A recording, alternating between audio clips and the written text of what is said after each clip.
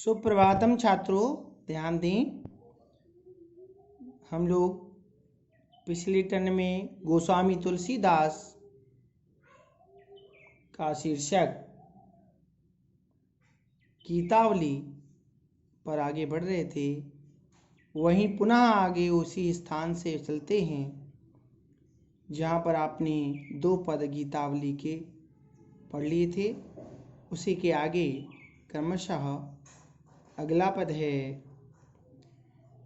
हृदय घाऊ मेरे पीर रघुवीरें। ध्यान दें, हृदय घाऊ मेरे पीर रघुवीरें, पाइत जीवनी जागी कहते यूं, प्रेम पुलक बिसराय शरीरें।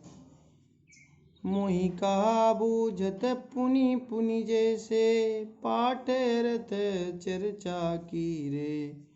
अशोभा सुख क्षति लाऊ भूप कहीं, केवल कांति मोल हीरें। तुलसी सुनि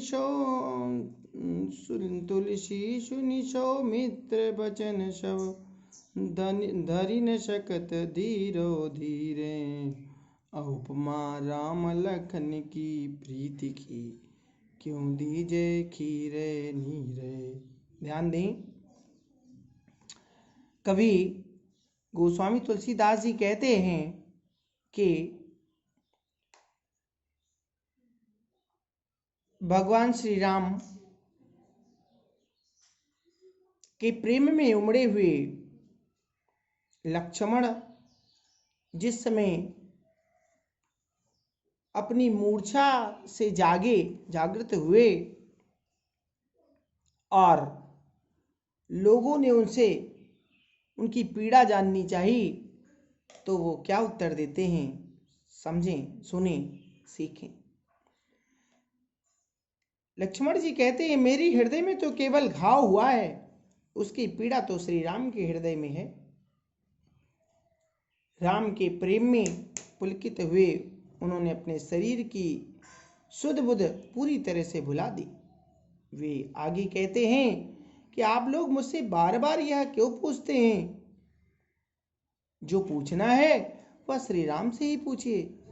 जैसे तोते से पाठ के अर्थ की चर्चा करना व्यर्थ है, क्योंकि तोता तो केवल एक पाठ को रट लेता है, अर्थ तो उसका स्वामी ही जानता है। उसी प्रकार लक्ष्मण को तो केवल घाव की बात ही ज्ञात है, उसकी पीड़ा की नहीं। पीड़ा तो श्री राम ही जान सकते हैं। दूसरा दृष्टांत देते हुए लक्ष्मण पुनः कहते हैं कि हीरे की शोभा सुख, उसका लाभ और हानि तो राजा को होती है, हीरे की तो अपनी केवल कांति अर्थात चमक ही होती है। इधर तुलसीदास जी क्या कहते हैं? तुलसीदास जी कहते हैं कि सुमित्रा के पुत्र लक्ष्मण की बात को इस प्रकार सुन करके स्वयं धैर्य भी धैर्य धारण नहीं कर सकता। राम और लक्ष्मण का प्रेम इतना प्रगाढ़, इतना परिपक्व है कि उनको दूध और पानी के एक रूप होने की भी उपमा कैसे दी जा सकती है, क्योंकि दूध में तो थोड़ा सा खट्टा पदार्थ डाल देने से वह तुरंत फट जाता है। दूसरी बात यह भी है कि हंस भी दूध और पानी को अलग करने की क्षमता रखता है और उसे अलग कर देता है। इससे यह स्पष्ट है कि दूध और पानी अलग अलग हो सकते हैं, परंतु राम और लक्ष्मण का प्रेम इतना घनिष्ठ है कि उसको दूध और पानी की भी उपमा नहीं दी जा सकती, क्योंकि राम लक्ष्मण कभी भी अलग नहीं हो सकते। यहाँ राम और लक्ष्मण के अनन्य प्रेम का वर्णन किया गया है।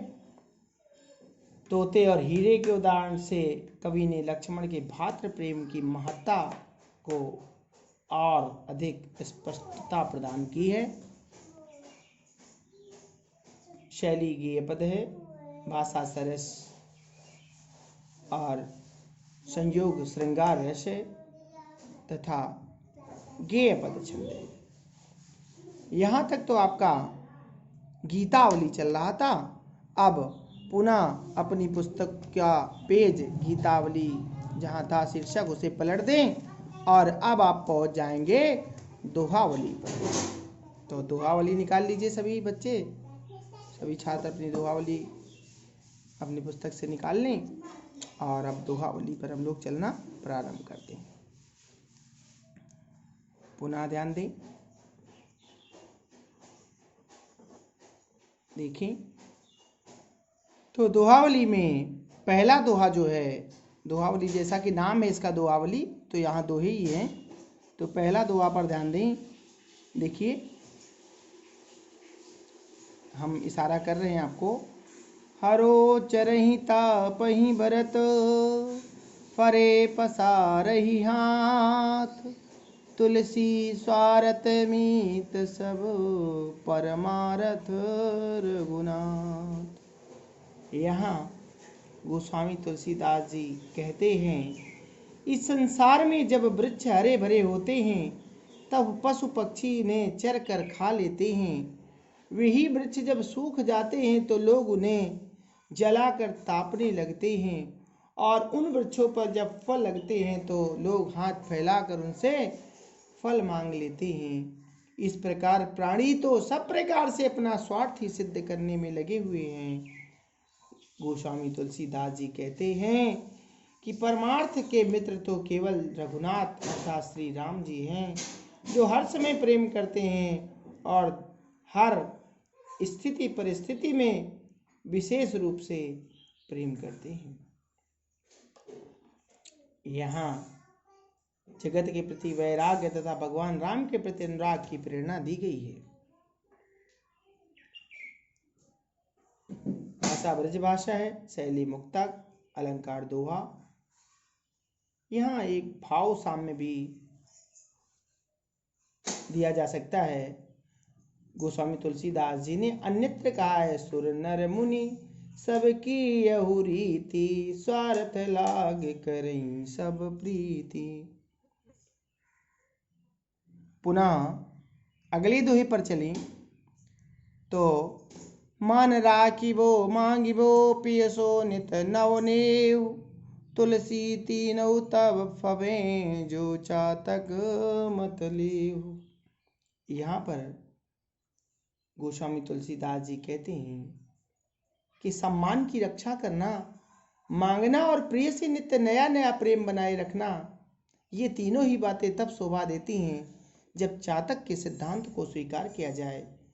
कहने का तात्पर्य यह है कि जैसी चातक केवल अपने प्रिय बादल से ही मांगता है और केवल स्वाति नक्षत्र की बूंद को ही ग्रहण करता है, उसे ही पीता है, उस बूंद की प्राप्ति के लिए वह बादल से नित्य नया नया प्रेम जोड़ता है, उसी प्रकार व्यक्ति को भी केवल अपने प्रेम प्रिय से ही मांगना चाहिए। उसकी इच्छाएं अल्प होनी चाहिए और इच्छा पूर्ति के लिए प्रिय से नया नया प्रेम जोड़ते रहना चाहिए। तब ही उसके जीवन की सफलता और प्रेम की अनन्यता सिद्ध हो सकती है।